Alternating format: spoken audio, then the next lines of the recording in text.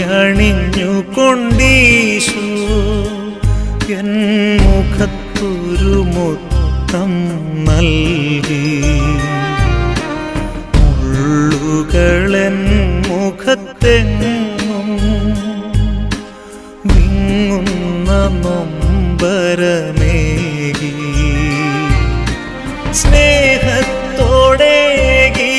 മുത്തം വേദനയായി മാറിയപ്പോൾ, സ്നേഹത്തോടേകിയ മുത്തം വേദനയായി മാറിയപ്പോൾ, ആ വേദനയ്ക്കൊരു പേരു നൽകി ഞാൻ. അതിൻ പേരല്ലോ സഹ